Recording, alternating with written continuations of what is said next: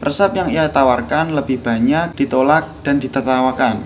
Ada lebih dari 1000 penolakan yang ia terima. Hai semuanya, kembali lagi di Mabos TV.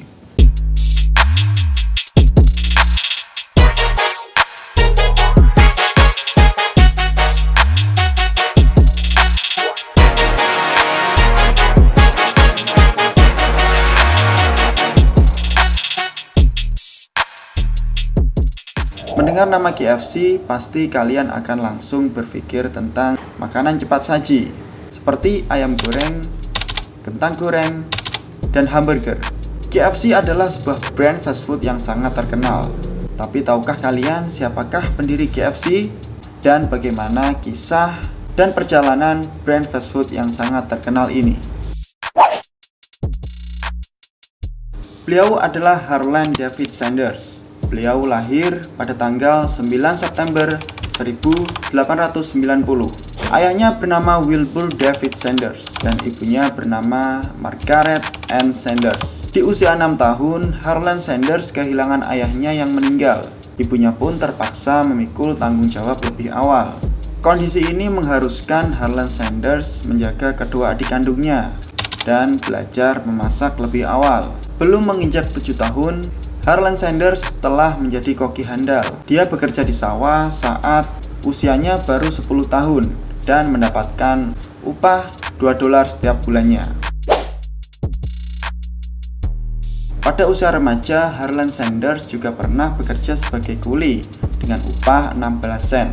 Bahkan ia juga pernah bekerja sebagai tukang parkir. Di tahun 1906, ia kemudian masuk tentara dan dikirim ke Kuba. Akan tetapi setelah itu ia kemudian pensiun dari Angkatan Darat. Hidup dengan mengandalkan uang pensiun tidaklah cukup. Ia kemudian bergabung menjadi tim pemadam kebakaran kereta api. Pada masa-masa itu juga, Harlan Sanders belajar hukum melalui koresponden. Harlan Sanders terus menggali kemampuannya, hingga pada akhirnya ia memperoleh ijazah di bidang hukum.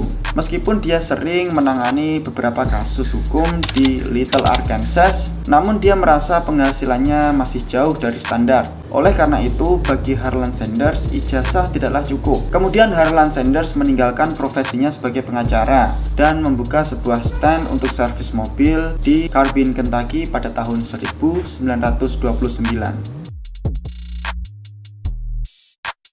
Suatu hari seorang pedagang asongan berkata bahwa di kota ini tidak ada rumah makan yang bagus sehingga siapapun bisa makan di dalamnya dengan nyaman.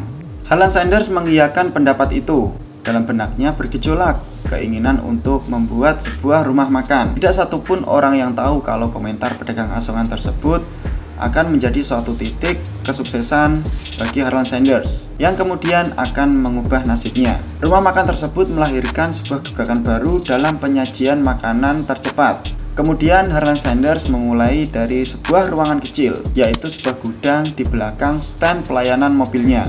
Harlan Sanders telah mengubahnya menjadi sebuah rumah makan dan menjual ayam goreng dan sayur segar. Pada tahun 1930, usaha Harlan Sanders semakin berkembang. Rumah makannya kini dipenuhi 142 orang. Mengingat cintanya terhadap pengembangan dan pendidikan yang terus-menerus, akhirnya Harlan Sanders mengikuti sebuah pelatihan manajemen rumah makan dan hotel di Universitas Cornell selama 8 minggu. Selang beberapa tahun kemudian, tata letak kota Kentucky mengalami perubahan, sehingga rumah makan Colonel Sanders tidak lagi strategis dan menarik pengunjung. Inilah yang menjadi sebab kenapa dia terpaksa menjualnya melalui pelelangan terbuka dengan harga $75.000. Akan tetapi jumlah ini belum cukup untuk membayar hutang-hutangnya. Meski dalam kondisi jiwa yang remuk dan serba kekurangan, akan tetapi sang kolonel tidak menyerah. Bahkan Harlan Sanders menjual resep ayam goreng KFC-nya. Ia mencoba menawarkan resepnya dari pintu ke pintu di wilayah Utah, Amerika Serikat. Ia mencoba menawarkan resepnya. Harlan Sanders turun ke pasar-pasar untuk mempromosikan ide-ide ayam KFC-nya. Meskipun dia sudah tua dan terserang penyakit rematik, dan Harlan Sanders terkadang tidur di dalam mobil demi mencukupi pembayaran hotelnya. Selama 2 tahun berkeliling, Harlan Sanders hanya dapat memuaskan 5 rumah makan saja. Resep yang ia tawarkan lebih banyak ditolak dan ditertawakan. ada lebih dari 1000 penolakan yang ia terima. Tanpa kenal menyerah dan yakin akan berhasil, ia terus berusaha. Setelah selang beberapa tahun kemudian, akhirnya resep ayam goreng Colonel Sanders banyak disukai oleh masyarakat Amerika ketika itu. Perjuangannya yang tak mengenal lelah terbayarkan dengan lakunya resep ayam KFC. Hingga ketika usia Colonel Sanders menginjak usia 70 tahun, jumlah rumah makan yang menjadi franchise KFC mencapai 200 tempat di Amerika Serikat. Setelah mencapai jumlah ini, Harlan Sanders berhenti berkeliling karena banyak orang yang datang ke tempat tinggalnya untuk sekedar berkonsultasi. Akhirnya dia sepenuhnya membantu sang istri untuk meracik resep makanan dari berbagai jenis tanaman rempah-rempah dan bumbu-bumbu. Pada tahun 1963, jumlah rumah makan yang berada di bawah franchise KFC mencapai 600 tempat, dan jumlah tersebut terlalu banyak dan tidak mungkin dia memikulnya sendiri.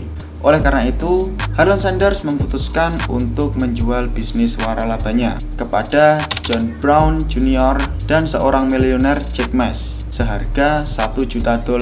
Dan selain itu, Colonel Sanders juga mendapatkan gaji setiap bulannya seumur hidup sebesar $40.000, kemudian mengalami kenaikan menjadi $70.000. Uang ini sebagai ganti dari peranannya sebagai konsultan dan jabatannya sebagai direktur utama di perusahaan. Setelah pencapaiannya yang penuh dengan kerja keras dan pantang menyerah, Kolonel Harlan Sanders menghembuskan nafas terakhirnya pada tahun 1980 dan dimakamkan di Louisville, Amerika Serikat. Kemudian pada tahun 1982, bisnis waralaba KFC menjadi bagian dari anak perusahaan Reynolds, dan hingga tahun 1986 KFC dibeli oleh perusahaan Pepsi Cola dengan harga $840 juta.